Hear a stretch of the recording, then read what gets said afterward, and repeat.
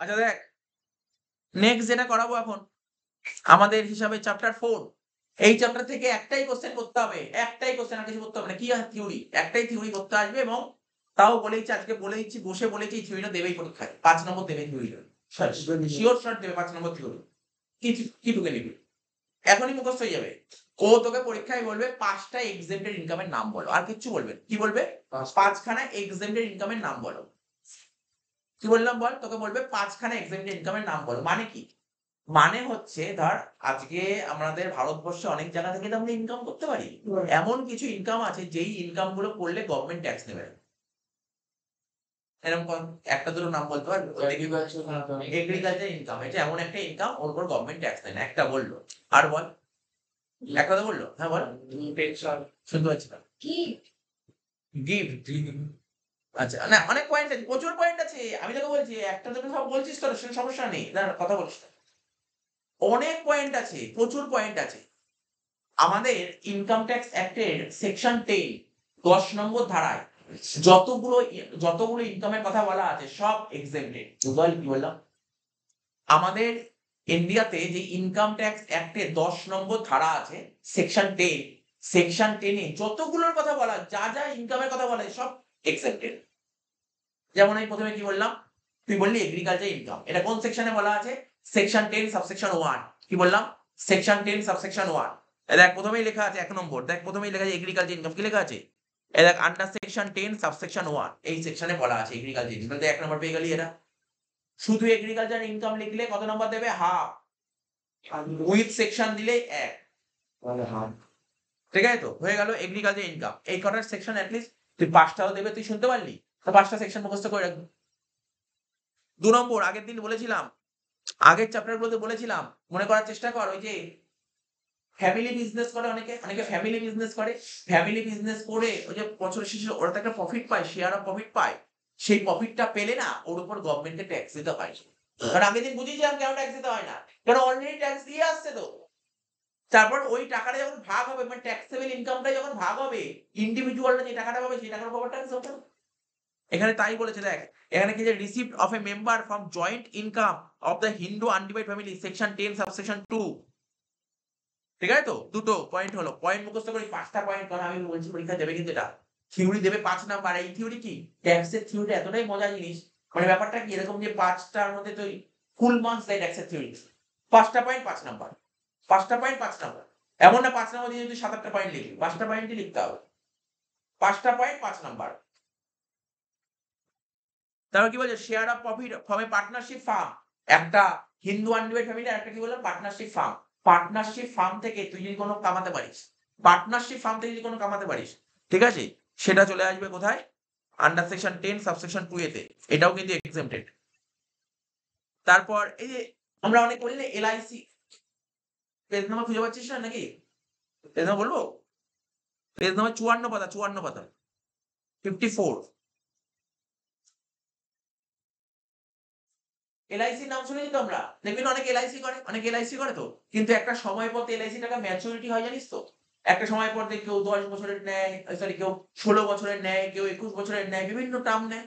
তো ধর কেউ ধর 21 বছরের টার্ম নিল, দেখো হলো এলআইসি টাকা ম্যাচিউর হলো 10 লাখ, 12 লাখ, বা কারোর 5 লাখ, বিভিন্ন টাকা পেতে পারে। ধর কেউ ধর 7 লাখ টাকা পেল, একজন মানুষ ধর একটা পার্সন 7 লাখ টাকা পেল, এলআইসি টাকা ম্যাচিউর হওয়ার পর 7 লাখ টাকা পেলে। এই যে টাকাটা পেলো না, এই টাকার উপর গভর্নমেন্টকে ট্যাক্স দিতে হবে।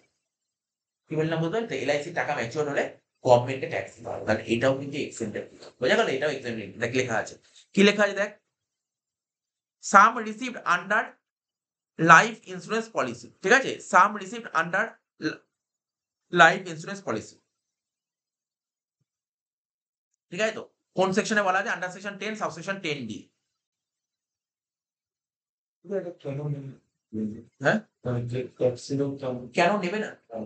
কেন নেবে না? কেন নেবে? সরকার তো, গভর্নমেন্ট তো তোকে বলছে যে তুমি এরকম এরকম প্রজেক্টে ইনভেস্ট করো। তুই সরকারি জায়গায় টাকা ইনভেস্ট করছিস। ও আচ্ছা, তুই সরকারি জায়গায় টাকা ইনভেস্ট করছিস, এখানে ডবল বেনিফিট আছে। এলআইসি তে টাকা রাখলে এমনি 80 তে ছাড় পাওয়া যায়। কেউ যদি এলআইসি তে টাকা রাখে, সে 80 তে এমনি ছাড় পাবে একটা। 80 তে ছাড় পাবে মানে ওর যা ইনকামটা একটু কমে যায়। আজকে ধর একটা মানুষের ইনকাম ধর 7 লাখ টাকা বছরে ইনকাম করলো, ও ধর LIC তে তার 1 লাখ টাকা ফেললো, তাহলে ইনকাম 8 লাখ টাকা করলো, 1 লাখ টাকা কমে যাবে, তার 7 লাখ টাকা, ওই 7 লাখ টাকা উপর গভর্নমেন্টকে ট্যাক্স দিতে হবে। এক তো LIC এ টাকা দিলে কিছু ছাড় পেয়ে গেল, প্লাস আবার যখন টাকাটা ম্যাচিওর হবে তখনও গভর্নমেন্টের ডবল বেনিফিট পাওয়া যায়। সবাই LIC তে এই কারণে টাকা, এমনি LIC তে টাকা রেখে কোনো ফায়দা নেই সেরকম ভাবে। বর্তমানে LIC তে টাকা রেখে সেরকম কোনো ফায়দা নেই। অনেকেই করতে চান LIC তে টাকা রেখে। LIC কেন করে ম্যাক্সিমাম মানুষ? ওই ট্যাক্স বেনিফিট পাওয়ার জন্য। যাতে গভর্নমেন্টের ট্যাক্স কম দিতে হয়। এই বেনিফিট পাওয়ার জন্য LIC তে। কারণ দেখ LIC তে প্র্যাকটিক্যালি কি হয়? LIC তে LIC তে আজকে যদি আমি টাকা রাখি, আজকে যদি আমি LIC এ টাকা রাখি, LIC আমাকে 6% সুদ দেবে। ওই টাকাটা যদি আমি অন্য কোনো জায়গায় ইনভেস্ট করি, প্রচুর টাকা পাবো, প্রচুর রিটার্ন পাবো। ওই টাকাটাই যদি ধর LIC তে ধর আজকে ধর সাপোজ ধর আমি কোনো একটা পলিসি করেছিলাম 2010 সালে, ওই টাকা ম্যাচিউর হবে 2035 সালে। তার মানে কি 2010 সালে এই টাকার যা মূল্য ছিল, যে টাকাটার মূল্য ছিল 2035 সালে মূল্য কি হবে তুই বল? বুঝতে পারছিস তো? এগুলো হচ্ছে সব, এগুলো চ্যাপ্টার আসবে আগামী দিনে, অ্যাকাউন্টস এর কোন চ্যাপ্টার আসবে তখন জানতে পারবে অনেক কিছু। মানে টাকার মূল্যই পাবি না তুই। কিন্তু ওই সময় তুই ধর কোনো একটা ল্যান্ড কিনে রাখতি, তুই গোল্ড কিনে রাখতে কি ভ্যালু পাবি? ব্যাপারটা বোঝার চেষ্টা কর কি বলছি। মানে আমার কথাটা বুঝতে পারছিস তো? এটা কি বলছে? 6% সুদ দেবে। ওর চেয়ে মনে হয় রেকারিং বা ফিক্সড এ বেশি টাকা দেবে। তাহলে LIC র সুবিধা কোথায়? এই যে আজকে তোর ফ্যামিলি বা যার নামে LIC করা আছে তার ফ্যামিলির যদি কিছু হয়, তার ফ্যামিলি বেঁচে যাবে। ফ্যামিলি অনেকটা টাকা পেয়ে যাবে। মানে লাইফ কভার দেয়, লাইফ কভার দেয়। লাইফ কভার দেয় ধর সাপোজ ধর একজনের নামে ধর পলিসি এরকমও হয়, ধর একজনের নামে পলিসি করা আছে, ওর নিজের নামে ধর মিস্টার রাম ওর নিজের নামে পলিসি করেছে, ধর 30 লাখ টাকার পলিসি করেছে। ও ধর একটা প্রিমিয়াম দিল, মারা গেল। ওর ফ্যামিলি পুরো 30 লাখ টাকা পেয়ে যাবে। তা এই জিনিসগুলো কিছু আছে। কিন্তু ব্যাপারটা সেরকম কিছু নয়। LIC খুব একটা ফায়দা নেই LIC করে। ঠিক আছে? আমি আগে প্রচুর করেছিলাম। এখন আমি LIC থেকে পুরো ডিটাচ হয়ে যাচ্ছি আস্তে, আস্তে। না অত দরকার নেই। এখন সব যা হবে মিউচুয়াল ফান্ড আর শেয়ার মার্কেট। আচ্ছা দেখ শোন, না একটা দুটো করে রাখা উচিত, একটা দুটো করে রাখা উচিত। আচ্ছা দেখ LIC বললাম, এবার receive from provident fund. Provident fund নাম শুনিস? প্রভিডেন্ট ফান্ড কারা পায় জানিস? প্রভিডেন্ট ফান্ড কারা পায় জানিস? শুনিস? যারা চাকরি করে। যারা চাকরি করে, শোন আজকে তুই এখন পড়াশোনা করছিস, দিন পর যখন চাকরি বাকরি করবি, চাকরি করলে না তুই একদিন তোর মালিক তোকে প্রভিডেন্ট ফান্ডের ব্যবস্থা করে দেবে। ঠিক আছে তো? আমি সব বলবো স্যালারি করতে গিয়ে বলবো প্রভিডেন্ট ফান্ড 4 রকমের হয়। প্রভিডেন্ট ফান্ড ক রকমের বললাম? 4 রকমের। প্রভিডেন্ট ফান্ড 4 রকমের হয়। স্যার কি প্রভিডেন্ট ফান্ড হয়? আমি তোকে বলছি প্রভিডেন্ট ফান্ড 4 রকমের হয়। কি প্রভিডেন্ট ফান্ড হয় জানিস? কোন প্রভিডেন্ট ফান্ডের নাম শুনেছিস তোরা? পাবলিক, ও একটা প্রভিডেন্ট ফান্ড বলে পাবলিক প্রভিডেন্ট ফান্ড। আমি চাকরি করি না। আমি কিন্তু প্রভিডেন্ট ফান্ড তুলতে পারবো। একটাই প্রভিডেন্ট ফান্ড তুলতে পারবো। কি জানিস? Public provident fund. কি বললাম? PPF। আমি চাকরি করি না কিন্তু আমি প্রভিডেন্ট ফান্ডে টাকা রাখতে পারবো। ওর প্রভিডেন্ট ফান্ড পাবলিক প্রভিডেন্ট ফান্ডে তুলতে পারবো। এখন তুই তোর মনে কিউরিওসিটি রাখতে হবে, ঠিক আছে? তুই বলিস স্যার PPF এ কত টাকা জমা দিতে পারবেন? PPF এর নিয়ম আছে। PPF এ মিনিমাম তুই যখন ব্যাংকে যাবি PPF এর অ্যাকাউন্ট খুলতে, তখন ব্যাংক তোকে বলবে যে তুমি মিনিমাম 500 টাকা জমা দিতে পারবে আর ম্যাক্সিমাম 1.5 লাখ টাকা। কি বললাম? মিনিমাম 500 টাকা, ম্যাক্সিমাম 1.5 লাখ টাকার বেশি করতে পারবে না PPF। কি বললাম? বছরে 1 বছরে 1.5 লাখ টাকার বেশি PPF এ দিতে পারবে না। 500 থেকে 1.5 লাখ। তাহলে কি বললাম? এই চ্যাপ্টারের রিলেটেড বিষয় কিনা বলছি না। আমাকে তুই জিজ্ঞাসা করলি প্রভিডেন্ট ফান্ড ক রকমের? আমি বললাম প্রভিডেন্ট ফান্ড 4 রকমের। তার মধ্যে একটা প্রভিডেন্ট ফান্ড বললাম কি? PPF, public provident fund. Public provident fund. ঠিক আছে তো? পাবলিক আরেকটা প্রভিডেন্ট ফান্ড কি? Recognised provident fund. Recognised RPF। ঠিক আছে? যেটা স্যালারি করতে গেলে শুধু RPF এই স্যালারির প্রতিটা অঙ্কে RPF থাকে। প্রতিটা অঙ্কে RPF থাকে। Recognised provident fund. আমি স্যালারি করার সময় খুব ডিটেইলস এ বলবো recognised provident fund. Unrecognised provident fund হয়। তাহলে কি বললাম? Recognised provident fund, unrecognised provident fund, public provident fund. আর একটা কি হয়? Statutory provident fund, SPF। ঠিক আছে? 4 রকমের প্রভিডেন্ট ফান্ড হয়। কি রকম প্রভিডেন্ট ফান্ড হয়? 4 রকমের প্রভিডেন্ট ফান্ড হয়। কি বললাম বল? মুখস্থ রাখা কোনো জরুরি নয়, জাস্ট তোর নলেজের জন্য বলছি। এবারে বলছি মুখস্থ জরুরি নয়। ঠিক আছে? আমি বলি স্যার কি বলছেন, নাম মনে থাকবে না। আরে এগুলো জরুরি নয়, জরুরি বিষয় নয়, জাস্ট নলেজের জন্য বলছি তোকে। প্রভিডেন্ট ফান্ড 4 রকমের হয়। কি বললাম? রিকগনাইজ, আনরিকগনাইজ, PPF আর SPF। ঠিক আছে তো? এখানে কি বলেছে? Receive from provident fund. Provident fund থেকে যদি তুই কোনো টাকা পয়সা পাস, ঠিক আছে? প্রভিডেন্ট ফান্ড থেকে ভালো করে শুনবি। প্রভিডেন্ট ফান্ড থেকে টাকা পেলে, আজকে তুই চাকরি করছিস, রিটায়ার করলি, বা অনেকে প্রভিডেন্ট ফান্ড থেকে যখন টাকাটা তোলে না, তখন তার উপর গভর্নমেন্টকে ট্যাক্স দিতে হয়। হয় না?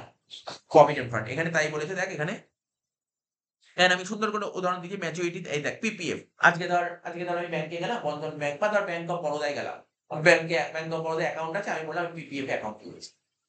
আমি বললাম PPF অ্যাকাউন্ট খুলতে 10 বছরের টার্ম নিলাম। আমি আর প্রতি বছর 1 লাখ টাকা করে দিচ্ছি। তা 1 লাখ করতে করতে করতে 10 বছরে 10 লাখ টাকা দিবে। টাকাটা তো ম্যাচিওর হলে কিছু টাকা পাবো তো। 12 লাখ, 13 লাখ, 15 লাখ, 20 লাখ কিছু পেলাম তো। ওই যে টাকাটা পাবো তারপর গভর্নমেন্টকে ট্যাক্স দিতে হবে। বুঝতে পারলি তো? এখানে এটাই বলেছে। গল্পটা বুঝতে পারছিস তো কি বলছি? শুনছিস তো গল্পটা কি বলছি? তো এইগুলো মাথায় রাখতে হবে। তাহলে প্রভিডেন্ট ফান্ড থেকে যে টাকা রিসিভড হয় তার উপর গভর্নমেন্টকে ট্যাক্স দিতে হয়। নেটওয়ার্ক সেকশনে বলেছে আন্ডার সেকশন 10 সাবসেকশন 11 গ্র্যাচুইটি, সব স্যালারির পয়েন্ট গ্র্যাচুইটি। গ্র্যাচুইটি নাম শুনিস? আচ্ছা কোনোদিন তোরা কেউ শুনিস গ্র্যাচুইটির নাম? গ্র্যাচুইটি শুনেছিস? আচ্ছা তুই শুনি কি বলতো গ্র্যাচুইটি জিনিসটা? আমি না জানলেই বলে দেবো, চিন্তা নেই।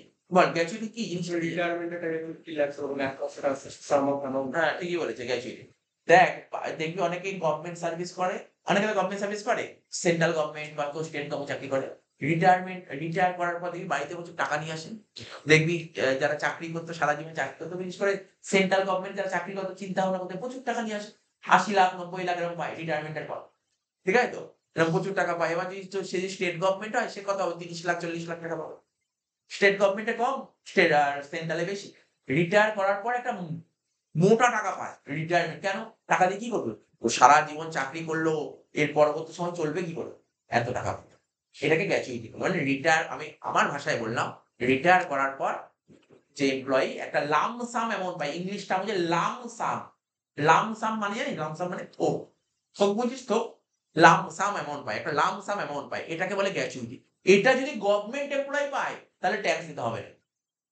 বা কি বাজে নিয়ম ট্যাক্সের, তুই একটু সিস্টেম বোঝ। আজকে যে কেউ সরকারি চাকরি করে, সে সেন্ট্রাল হোক বা স্টেট হোক, ও রিটায়ারমেন্টের পর 40 লাখ, 50 লাখ টাকা পেল, গভর্নমেন্ট কোনো ট্যাক্স দেবে না। কিন্তু তুমি যদি টিসিএস এ চাকরি করো, তুমি যদি রিলায়েন্সে চাকরি করো, তুমি তো নন গভর্নমেন্ট, তুমি তো গভর্নমেন্ট নয়, ট্যাক্স দাও। বুঝতে পারলি ফায়দাটা কোথায়? গভর্নমেন্ট এমপ্লয়ি হলে কোনো ট্যাক্স নেবে না, নন গভর্নমেন্ট হলে ট্যাক্স দেবে। এইটাই হচ্ছে গ্র্যাচুইটি। গ্র্যাচুইটি কি বলেছে এখানে দেখ, কি লেখা আছে দেখ, ব্যাকেটে লিখেছি গভর্নমেন্ট এমপ্লয়ি আফটার রিটায়ারমেন্ট। আর কিছু লিখিনি। সরকারি কর্মচারী রিটায়ারমেন্টের পর যে গ্র্যাচুইটি টাকা পায় তাহলে কি হবে? এক্সেপ্ট। বোঝা গেল? তারপর কি লেখা আছে? পেনশন। পেনশন, পেনশন তো নাম শুনেছিস? পেনশন, পেনশন ক রকমের হয় আমি তোকে বলে, এগুলো সব স্যালারিতে বলবো, ডিটেইলসে বলবো। এই গ্র্যাচুইটির উপর অঙ্ক আছে। আমার যে বই দিয়েছি গ্র্যাচুইটির উপর 10-12টা অঙ্ক তৈরি করেছি। পেনশনের উপর 10-12টা অঙ্ক তৈরি করেছি। পেনশন, পেনশনটা কি হয়? পেনশন ভালো করে শুনবি। পেনশন, পেনশন তো জানিস। আমি কি ফ্যামিলি পেনশন লিখেছি না শুধু পেনশন? শুধু পেনশন, ফ্যামিলি পেনশন না কিন্তু, মাথায় গুলি ফেলবি না। পেনশন, রিটায়ারমেন্টের পর পেনশন পায়। তা পেনশন কারা পায়? যারা গভর্নমেন্ট সার্ভিসে চাকরি করে তারাও পেতে পারে পেনশন। যারা গভর্নমেন্ট চাকরি করে তারাও পেনশন পেতে পারে। আবার যারা নন গভর্নমেন্টে চাকরি করে তারাও পেনশন পেতে পারে। ঠিক আছে তো? তো পেনশন না ক রকমের হয় জানিস? পেনশন 2 রকমের হয়। কি বললাম? পেনশন 2 রকমের হয়। কি? একটা কমিউটেড আর একটা আনকমিউটেড। কি বললাম? একটা কমিউটেড আর একটা আনকমিউটেড। স্যার কমিউটেড আনকমিউটেড বুঝি না, বলুন না। কমিউটেড আনকমিউটেড কি? দেখবি যারা রিটায়ার করে তারা চলবে কি করে? যারা রিটায়ার করে তারা চলে কি করে? প্রতি মাসে দেখবি ওরা, দেখবি স্টেট ব্যাংকে যাবি, দেখবি মাসের 1 তারিখে, যে কোনো মাসের 1 তারিখ থেকে 5 তারিখ অবধি ব্যাংকে দেখবি ঢুকতেই পারিস না। কেন ঢুকতে পারিস না? বলতে পারবি কেন ঢুকতে পারিস না 1 থেকে 5 তারিখ অবধি? সমস্ত বয়স্ক মানুষরা চলে যায় কি করতে? ওরা পেনশনের টাকা তুলতে চলে যায়। এত ভিড়, পেনশনের টাকা তুলতে যায়। কি বুঝতে পারছো? পেনশনের টাকা তুলতে যায়। তাহলে প্রতি মাসে মাসে যে পেনশনের টাকা তোলা হয় তাকে কি বলে? তাকে বলা হয় আনকমিউটেড পেনশন। বুঝতে পারলি? আনকমিউটেড কাকে বলে? প্রতি মাসে মাসে এই যে ধর আমার বাবা রিটায়ার করেছে, তো প্রতি মাসে মাসে যে পেনশনের টাকা তুলতে যায়, তো এটাকে কি পেনশন বলে? প্রতি মাসে মাসে ব্যাংকের থেকে যে পেনশনের টাকা তুলে নিয়ে আসে এটাকে বলা হয় আনকমিউটেড। কি বলা হয়? এটা আনকমিউটেড। এবার যে রিটায়ার হয়ে গেল, দেখা গেল তার ফ্যামিলিতে একটা খারাপ সময় এসছে, আসতেই পারে, রিটায়ার হয়ে গেছে, কোনো না কোনো দুর্ঘটনা ঘটতে পারে, ফ্যামিলিতে খারাপ সময় আসতে পারে। তখন কি করে সেই ভদ্রলোক? তার পেনশনটা বেঁচে দেয়। কি বললাম? পেনশনটা বেঁচে দেয়। বেঁচে দেওয়াকে বলা হয় কমিউটেড। বুঝবি? বেঁচে দেয় মানে ধর আজকে ধর রিটায়ার করলো, তার হিসাব হলো ধর প্রতি মাসে ধর তোমার পেনশন 30,000 টাকা করে ফিক্সড। 30,000 টাকা করে যতদিন বাঁচবে 30,000 টাকা করে পেনশন পাবে। এবার ওর খারাপ সময় এসছে, তার ওর টাকা লাগবে, প্রচুর টাকা লাগবে। বা ধর তার মেয়ে আছে, মেয়েকে বিয়ে দিতে হবে, আর কেউ নেই, ওর কেউ নেই, টাকা নেই বিয়ে দেওয়ার মতো, একটা বড়সড় টাকা লাগবে। তো ধর 10 লাখ, 12 লাখ টাকা লাগবে মেয়ের বিয়ে দেওয়ার জন্য। তো কি করলো? পেনশনটা বেঁচে গেল। পুরো বেঁচে না, কিছুটা বেঁচে, কিছুটা বেঁচে। ধর প্রতি মাসে 30,000 টাকা পেনশন ছিল, ও ধর কিছুটা বেচলো, ও কিছুটা বেচে বললো আমার 10 লাখ টাকা লাগবে, ও 10 লাখ টাকা নিল, কিছুটা বেচলো। এবার তাহলে কি ও কি 10 লাখ টাকা তো নিয়ে নিল, ও কি পেনশন কি 30,000 টাকা করে পাবে? আর 30,000 টাকা করে পাবে না, তখন পেনশন তার 20,000 টাকা কমে গিয়ে 10,000 টাকা করে হয়ে যাবে। ব্যাংকের সাথে করবে, সেটা ওই অফিসে কথা সিস্টেম থাকে, সেসব কথাবার্তা বলবে ছিল এইসব। বাইরের মানুষ তো নিতে পারবে, বাইরের মানুষ আমি ওর পেনশনটা ওইগুলো কিনে দেবে অফিসকে, সরকার তো বুঝতে পারলি তো কি বললাম? তাহলে পেনশন কি রকমের হয় বললাম, বল ক রকমের হয়? একটা কমিউটেড, একটা আনকমিউটেড। পেনশন যেটা বেঁচে দেয়, একটা পোর্শন বেঁচে দেয়, তাকে বলে কমিউটেড। এরপর যখন অঙ্ক করবো না পেনশনে, তখন তুই আরো অনেক ডিটেলস জানতে পারবি। আর একটা যে পেনশনটা প্রতি মাসে তোলা হয় তাকে বলা হয় আনকমিউটেড পেনশন। আনকমিউটেড পেনশন সবাইকেই ট্যাক্স দিতে হয়, কিন্তু কমিউটেড পেনশন ভালো করে দেখ, নিয়মটা শোন, কোনো গভর্নমেন্ট এমপ্লয়ি যদি পেনশন বেঁচে দেয় তাহলে তাকে ট্যাক্স দিতে হবে। ও পেনশন বেঁচে যে টাকাটা পেলো না তার উপর গভর্নমেন্টকে ট্যাক্স দিতে হবে।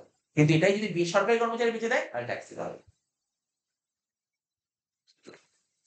ঠিক আছে তো? লিভ স্যালারি, লিভ স্যালারি বুঝিস? ভাব তুই কোম্পানি থেকে ছুটি নিবি, আরো আবার বেতন পাবি, স্যালারি নয়, ছুটির বেতন। লিভ স্যালারি মানে ছুটির বেতন। আমি এখন ডিটেলসে বলবো না লিভ স্যালারি ডিটেলস, কারণ অঙ্ক পড়তে গিয়ে মজা লাগবে না এখন পড়লে। ওই লিভ স্যালারি অঙ্ক করতে গিয়ে অনেক ডিটেলস জানা, মানে আরো ডিটেলস জানা তোর লিভ স্যালারি। ঠিক আছে? লিভ স্যালারি কোন গভর্নমেন্ট এমপ্লয়ি যদি লিভ স্যালারি টাকা পায় রিটায়ারমেন্টের পর, তাহলে এক্সেল। ঠিক আছে তো? তো এরকম বহু পয়েন্ট আছে, এখানে বহু পয়েন্ট আছে। তো তোকে তো মেনলি 5টা পয়েন্ট পড়তে হবে। আরেকটা বলছি যেটা তোর মনে রাখতে পারবি, যেগুলো এমপি এমএলএ রা যদি অ্যালাউন্স পায় কোম্পানি থেকে, মানে সরকারের থেকে যদি অ্যালাউন্স পায়, এমপি এমএলএ রা অ্যালাউন্স পায়, ঠিক আছে, সেটা কিন্তু এক্সেমটেড। দেখ তুই কোন কোনগুলো মনে রাখতে পারবি তোকে বলছি, দেখ 5টা পয়েন্ট দেবে তো কোনগুলো মনে রাখতে হবে দেখ। না ট্যাক্স দিতে হয় 1 2 3, এই আসতে 3 নম্বর পয়েন্টটা 3টে দিলি। সাম রিসিভড আন্ডার এলআইসি এটা দিবি 4টে দিলি। ঠিক আছে তো? আচ্ছা দাঁড়া বলছি, তারপর এটা দিবি, এটা খুব সোজা পয়েন্ট আছে, এই যে daily allowances to MP MLA. MP MLA রা যে অ্যালাউন্সেসটা পায় না, ঠিক আছে, এমপি এমএলএ রা যে অ্যালাউন্সেস পায় সেটাও কিন্তু এক্সেমটেড, এটা দিতে পারিস। অ্যাওয়ার্ড বা রিওয়ার্ড, বুঝলি নাম তো শুনেছি, অ্যাওয়ার্ড রিওয়ার্ড, অ্যাওয়ার্ড পাওয়া যায়, অনেকে অ্যাওয়ার্ড পায়, রিওয়ার্ড পায়, এটাও কিন্তু এক্সেমটেড। হাউস রেনোসা পরে বলো, স্যালারিতে বোঝাবো, এখানে আর ডিটেলস আলোচনা করছি। এই এমএলএ যে বাড়িগুলো থাকবে ওগুলো ট্যাক্স দিতে হবে। আচ্ছা তারপর দেখ আমি বলছি, এখানে 21 নম্বর পয়েন্টটা কি বলছে? Income of minor child. Minor বুঝিস তো? মাইনর মেজর 18 বছরের নিচে হলে তাকে বলে মাইনর। 18 বছরের নিচে হলে তাকে বলে মাইনর, 18 বছর উপর হলে তো মেজর।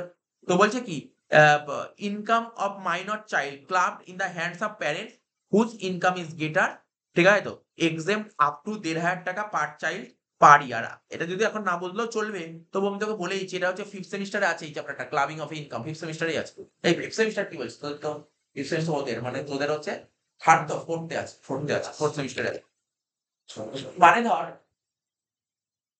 বাড়িতে দেখবি কোনো বাচ্চা আছে, বাচ্চা মানে 18 বছরের নিচে। এবার ওরা তো 18 বছরের নিচে তো অনেক কম্পিটিশন করে, অনেকটা কম্পিটিশনে যায়। সে ধর দাদাগিরি হোক বা কনভেনশনের করবতি হোক বা কোনো ধর আন্ডার 19 ওয়ার্ল্ড কাপ খেলছে, ঠিক আছে তো, আন্ডার 19 আন্ডার 17 ওয়ার্ল্ড কাপ হচ্ছে, মানে বিভিন্ন খেলাধুলা হতে পারে, বাচ্চারা যে সমস্ত কম্পিটিশনে যোগদান করে, এবার কম্পিটিশনে যোগদান বা ধর আরো তো কোনো সেলিব্রিটি, মানে ধর কোনো সিনেমা টিনেমা করছে, তাই না, বাচ্চারা করে না, তো বিভিন্ন কাজ করতে পারবে, গান ফান করে, নাচ করে, তো ওরা তো টাকা পয়সা জিততে পারে, টাকা পয়সা মানে টাকা পয়সা পাই তো।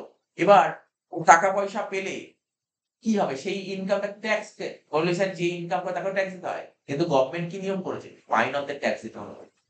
সেক্ষেত্রে মাইনর নিয়মটা কি বলতো, মানে ওই যে বাচ্চা ছেলে বা মেয়ে যে টাকাটা ইনকাম করলো তার বাবা অথবা মার, কেননা ওই বাচ্চাটা টাকা নিয়ে সেই টাকাটা কে ইউজ করবে? টাকাটা মা বাবাই তো ইউজ করবে। তাহলে সরকার কি বলেছে? বাবা আর মার মধ্যে যার ইনকাম বেশি তার ইনকামের সঙ্গে এটা যোগ করা হবে, অর্থাৎ তাকেই ট্যাক্স দিতে হবে। বললাম বুঝতে পারলি তো? কেননা অনেকেই ভাবতে পারে এইগুলো ব্যাপারগুলো সিম্পল ব্যাপার, একটা সিম্পল ব্যাপার। বাড়িতে দেখবি একটা বাচ্চা আছে, তার বয়স আছে, তার বয়স ধর 10 বছর। এবার ধর ইনকাম করলো, ভালো ইনকাম করলো, ধর 5 লাখ বা 6 লাখ টাকা ইনকাম করলে, একটা কোনো কম্পিটিশন গেল 6 লাখ টাকা কামিয়ে নিয়ে চলে আসলো, ঠিক আছে তো? এবার বলবি ওরা তো বলবি স্যার ট্যাক্স কাকেই দেবো? তাহলে বাচ্চাকে ট্যাক্স দিতে হবে। তাহলে নিয়ম কি? কোনো বাচ্চাকে তো, মাইনরকে তো ট্যাক্স নেবে না সরকার, মাইনরকে ট্যাক্স নেবে না। তো সরকার কি বলেছে? সরকার কি হয়েছে না, বাচ্চা যে টাকাটা 6 লাখ টাকা নিল, 6 লাখ টাকা নিয়ে তো ও কি করবে? ও তো কোনো করবে না, কিছু কাজ করবে না, ওর টাকাটা বাবাই ইউজ করবে, বাবা মাই ইউজ করবে। তাহলে যার ইনকাম বেশি তার ইনকামের সঙ্গে যোগ হবে বাবা আর মার, ঠিক আছে তো? এখানে তাই বলেছে। দেখ এখানে কি হচ্ছে, ক্লাব, ক্লাব মানে জানিস, ক্লাব মানে যুক্ত হওয়া, ক্লাব মানে পাড়ার ক্লাব না, কিন্তু ক্লাব, এখানে ক্লাব মানে হচ্ছে যুক্ত হয়ে যাওয়া। In the hands of parents, parents এর সঙ্গে যুক্ত হয়ে, প্যারেন্টস এর ইনকামের সঙ্গে যুক্ত হয়ে যাবে। হুজ ইনকাম, প্যারেন্টস এর, যেই প্যারেন্টস এর ইনকামটা বেশি, বাবা অথবা মার মধ্যে যার ইনকাম বেশি তার ইনকামের সঙ্গে যোগ হয়ে যাবে। হ্যাঁ, তবে একটা ছাড় পাওয়া যাবে 1,500 টাকা ছাড় পাওয়া যাবে, ঠিক আছে? এক্সেম পার চাইল্ড পারি না। আমি ওভারঅল তোকে তোর লেখার জন্য লিখে দিয়েছি, দেখ এখানে 5টা ইনকামের নাম লিখে দিয়েছি, কি কি ইনকাম তুই লিখতে পারি পরীক্ষার হলে। পরীক্ষার হলে কি কি 5টা পয়েন্ট লিখতে পারি আমি সুন্দর করে লিখে দিয়েছি, 5টা পয়েন্ট পরীক্ষার হলে লেখার জন্য। দেখেছিস তো 5টা পয়েন্ট লিখে দিয়েছি, দেখেছিস? কি লেখা আছে? Received of a member from the joint income of the Hindu undivided family, share of profit from a partnership firm, ঠিক আছে? Sum receive under life insurance policy, receive from provident fund, আর ইনকাম অফ মাইনর চাইল্ড। 5টা point লিখেছে, ঠিক আছে তো? আর একটু বড় করেও লিখেছি, বড় করেও লেখাটা লিখতে পারিস। আগের পয়েন্টটা লিখলেই হবে, অত বড় করে লেখার দরকার নেই, বাট বড় করে যে লেখাটা আছে তার পয়েন্ট গুলো দেখতে পারিস, পয়েন্টটা। পরীক্ষার হলে কেমন কোশ্চেন দেখ, 1 নম্বর কোশ্চেনটা কেমন দেয়, mention sum income which are fully exempt under the income. 5টা এক্সেম্পটেড ইনকামের নাম লিখে, পয়েন্ট কি লিখেছি, এগ্রিকালচার ইনকাম। সেকেন্ড পয়েন্ট লিখে sum receive by a member from HUF। Third point লিখে share of profit of a partner from a firm. Fourth point কি লিখেছি, allowances or parking outside India. শুনবি, অ্যালাউন্সেস মানে বুঝিস, নাম শুনেছিস তো? অ্যালাউন্সেস মানে কি, ভাতা। ভাতা যেমন ধর কয়েকটা অ্যালাউন্সের নাম বলি, বল থেকে একটা দুটো অ্যালাউন্সের নাম বল, বল। আচ্ছা রিটায়ারমেন্ট অ্যালাউন্স একটা অ্যালাউন্সেস, হাউস রেন্ট অ্যালাউন্স একটা অ্যালাউন্সেস, চিলড্রেন এডুকেশন অ্যালাউন্সেস একটা অ্যালাউন্সেস, হোস্টেল অ্যালাউন্স একটা অ্যালাউন্সেস, কেয়ার, তারপর হচ্ছে তোর কার অ্যালাউন্সেস, কত অ্যালাউন্স আছে, নাম কত অ্যালাউন্স বল, অনেক অ্যালাউন্স আছে, আমি স্যালারির মধ্যে কি সব জানবো অ্যালাউন্সেস, ঠিক আছে তো? তো বলছে অ্যালাউন্স আর পারকিউজিট, পার এখানে এই বানানটা উচ্চারণ করবি ঠিক করে, হ্যাঁ? পারকিউজিটস, কি বললাম কথাটা, পারকিউজিটস কে বাংলায় বলা হয়, এগুলো সব পড়েছিলি 11-এ, জানি না এখন মনে নেই কিছু। পার্কিংসকে বাংলায় বলা হয় বেতন পূরক। বেতন পূরক মানে কি, আমি বেতন পূরক মানে বাংলা শুনতে কেমন লাগবে, বাট বাংলা যেটা অরিজিনাল তোকে বললাম, পার্কিংস এর বাংলা মানে হচ্ছে বেতন পূরক। এবার এর মানেটা না, এটা প্রপারটা বোঝাচ্ছি, পার্কিং জিনিসটা কি তোকে বোঝাতে পারি, এক্সট্রা বেনিফিট। পার্কিংস মানে এক্সট্রা বেনিফিট, কি বললাম, মানে কি, অতিরিক্ত সুবিধা। কে দেবে সুবিধা, কে দেবে, ফ্রম হিজ এমপ্লয়ার।